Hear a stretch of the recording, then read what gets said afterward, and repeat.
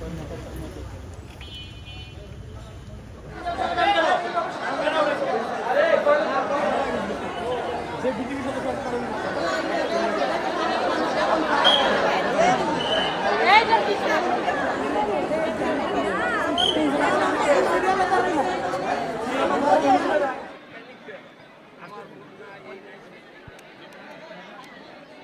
সালে ভোট গেছে এই সঙ্গে ভোট আমরা দিইনি, দিতাম পারিনি। এবার ভালো, এবার সুষ্ঠু ভোট হইতে আছে, সবাই বলতে আছে, আমরাও চিন্তা করি সুষ্ঠু ভোট হইতেছে।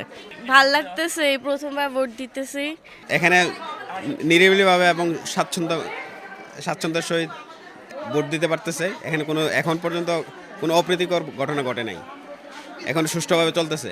দেখা যাক আল্লাহ ভরসা শেষ পর্যন্ত কি হয়। আজকে এই ঐতিহাসিক ভোট যুদ্ধে আমি সকালবেলা নিজ কেন্দ্রে ভোট দিয়েছি এবং আমার প্রাণপ্রিয় নারী পুরুষ সকল ভোটারগণই নিয়ম শৃঙ্খলা মেনে ভোট প্রদান করতেছে।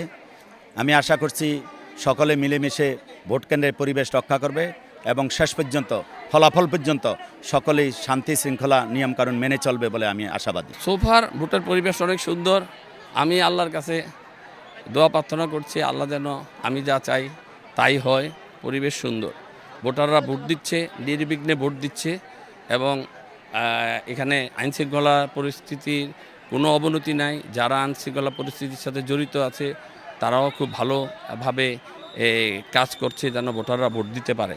কিছু কিছু ভোটার কোন সেন্টারে তার ভোটটা এইটা তারা নির্ণয় করতে পারছে না, এই একটা অসুবিধা হচ্ছে।